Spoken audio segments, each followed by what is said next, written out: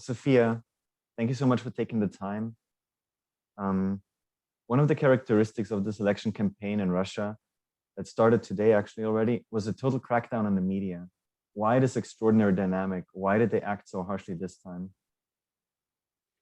Well, I think that this election campaign is really very different, and everyone is really surprised how severe all the repressions were, not only towards journalists, but also to activists, so all people that were trying to take part in this election to become elected. Because, like, if you see how it's going on, I don't know if you follow the videos or the reports of independent media that are still working, you will see that the Kremlin and Putin is super frightened. I think that's like from every perspective, it is really obvious because like we see that they are really trying to fake the results even like a week before they started to get ready for these elections. And like when we see what is going on even in Moscow, because like Moscow is a city where usually we didn't watch um, so many crazy stuff going on during the previous election campaign. Right now, they're faking it without tries even to hide. And the worst part about this campaign is that they are using this online election, which is for us, for all the observers, for journalists, is really not easy to control. I mean, like it's almost impossible. So if you look at the numbers, you see that like today, in the middle of the day, if we see the numbers in Moscow, 1 million of people in Moscow voted remotely.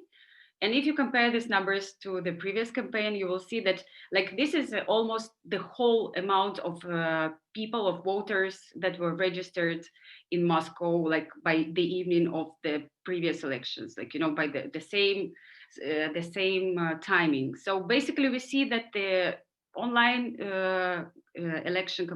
elections is a way for them to hide all the votes, just to spread them and just to control all the people that are working in state sector, in governmental sector. Because it's like can you imagine like there's a person like sitting in the office of some governmental institution, and there's a boss who just comes towards you, towards your computer, just stands right in front of you and sees what whom are you electing. And of course you will not you will not rebel, you will vote for United Russia, because this is how it works. You don't want to lose your job, like especially now with this economic circumstances that Russia is dealing with. So basically I think that I don't know why they were so cruel towards journalists. I mean, like maybe the crisis inside of Kremlin is so crucial that they want just really to secure each side of this like I would say it's like a Trojan horse, because Trojan, I think that this online voting is the main part of this Trojan horse, but the rest is like are the all the elements are working for just one aim, just to show that the numbers are still high, that United Russia is still super popular, though Navalny, though he's still in prison, his smart election program is still working. I mean, like I know a lot of people around, like even among journalists, among like I don't know my relatives, that will vote for the person that Navalny's office pointed out, because this is very important. Just to vote for any person except this person who represents United Russia, represents the party of thieves. So I think that if we come back to your question, I think that this is just one of the elements of the repression machine. I mean, of course, like when it comes to the insider, I would say that we made really great work recently, which was really significant for Putin and regime, and we saw all the consequences because like my editor in chief has been prosecuted and he had to leave the country in a very like he was the attitude to him was really brutal. And of course they're afraid of the investigators, mainly because we are like I think that we are the ones left to fight. Yeah, so to in my opinion this whole machine, I don't think that it will succeed, because nevertheless we were like we were forced, some of us were forced to leave Russia. We are much more effective outside of this country, and we will keep going. And we will keep going with what we are doing, because we still have our sources.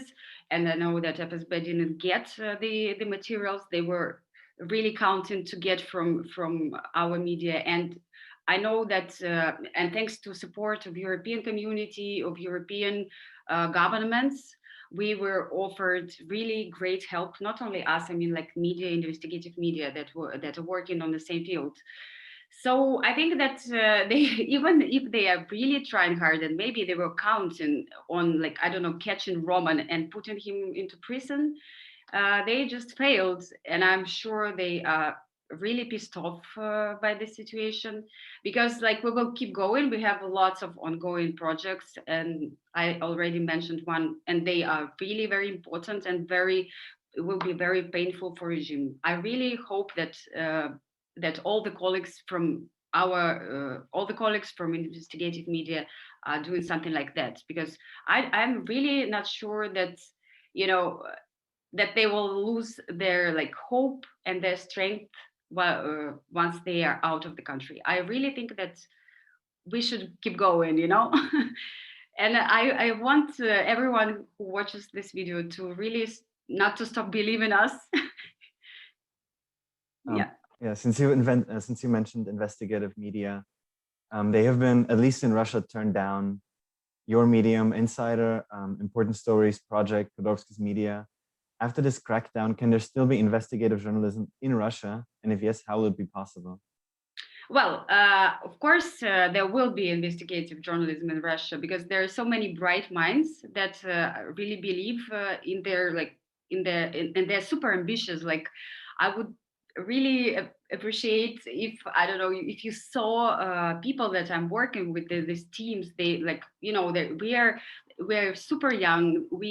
They all the people in our team, they don't have these boundaries. They don't see how it can be possible to shut us down. That's why we decided not to put the sign of foreign agent on our page, because we are not we're not planning to obey this stupid law. You know, we don't obey the law of Russia. We are Latvian media, and this is why, according to European laws, we are totally legal.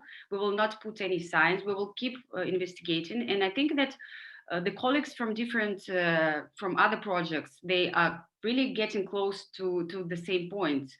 I mean, like, you know, our example, I think, can be really inspiring, because like once we decided to keep going, we would never stop. I mean, maybe there will be some technical problems for us. Like, we see that Google and Apple decided to delete Navalny's application from the App Store, which was really, I think it's like a betrayal for us, because you know that the civil society in Russia really needs support of Western world. Like, and thanks to European Parliament and all other institutions, we really feel the support. But like, when it comes to corporations, unfortunately, we can't be so sure. So we will just be looking, like, you know, we will be inventing some other ways. Thanks God we have Telegram, we have other resources, and we should just be really very, I think, stubborn in order to get the audience, to get our text to the audience. Because like for now, in my perspective, it's very important for the Insider, like, because I work for the Insider, I would like the Insider to be read more in Europe, in the Western world, because I feel like there's a lack of information and expertise.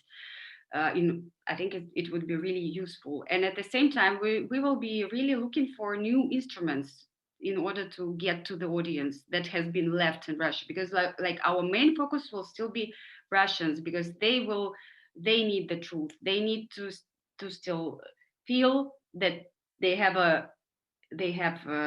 the real information, they have truth. And I'm really sure that we'll find a way.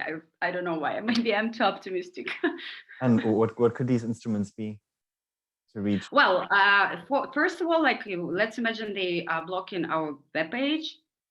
we will immediately go to YouTube, because we are now developing our YouTube channel, and it goes really well, because like the people that, because like it's obvious they are losing.